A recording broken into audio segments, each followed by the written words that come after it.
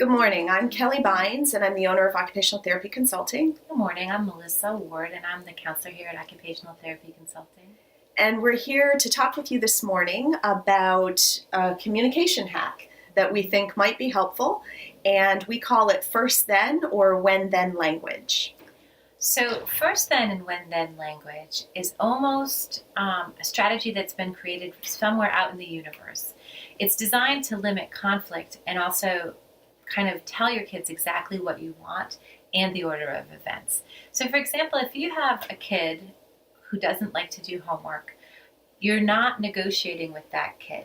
You're saying, when you do your homework, then you can go outside, which means that you don't beg, plead, bargain, clearly state what you want to see and then what comes next.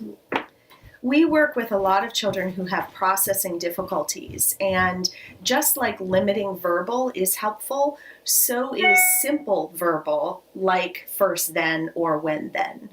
By telling a child exactly what you expect without getting into a lot of discussion, they're better able to make sense of what their next response should be. Do you have some examples that you want to share? Well, you used homework. Homework is great. If there's a task that your child doesn't want to complete that might be difficult or that it's just not a preferred activity, you can switch it to if then.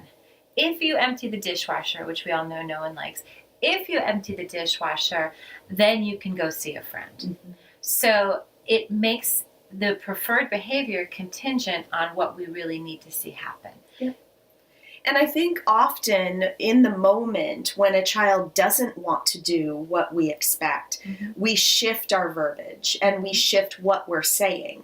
But for kids with processing challenges or for people in general, the more a consistent message is heard, the easier it is for them to make sense of that message. So things become predictable and the message is the same, so they don't have to think about other options. Mm-hmm.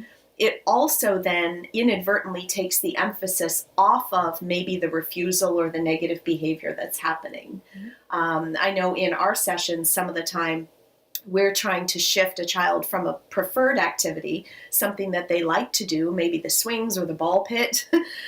They don't want to end that to then go and sit at the table to work on handwriting or to work on fine motor skills or puzzles, visual motor skills. And so we will use first then or when then language in order to get them moving along to the next activity. We might say first ball pit, then table time. And as that time is ending, we can say ball pit's almost done, first ball pit, then table time. And repeating that, we tend to see kids start to shift because they know what's coming. And the nervous system relaxes when things are predictable. It's a way to be more clear, more consistent with language, and to restructure your communication in a way that's going to yield better results. Yeah. But sometimes a lot of talking is very detrimental.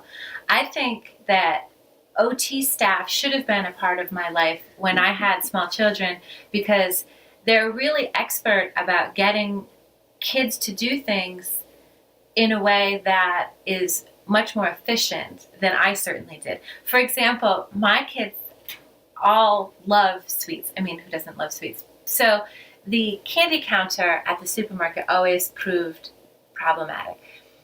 Don't touch that. Why are you touching that? No, I said no candy. Nope, stop it. What? Oh, and then they're knocking them down. They're sneaking them in the cart. It's all bad news. I've seen the OTs kind of correct this behavior by saying, all done. That's it. I'm negotiating for 5 minutes. Everyone's getting angry.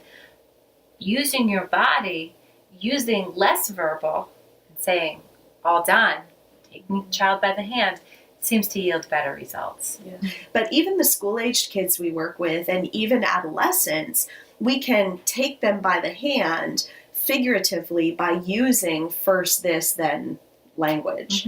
And so we kind of guide what comes up next and allow them to kind of be frustrated or sit with the fact that they're maybe not getting what they want in that moment.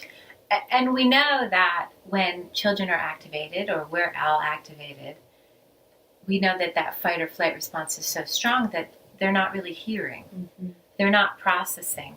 So sometimes it's much more productive to limit your verbal because it's not getting through. Yeah. It's not getting through. Yeah. If you need me, I'll be in the kitchen. Not when you calm down and why are you so upset and why is this happening? If you need me, I'll be in the kitchen. And there are many times when I've used that you're doing this with your hands, putting that distance and pausing things. There are many times in session that I will say, first calm, then we can play. Or first calm, then we'll talk. And I think at home that works as well. First calm, then we'll talk. Absolutely. So play around with that this week and try it. Let us know, and hopefully it'll be helpful in shifting some behaviors.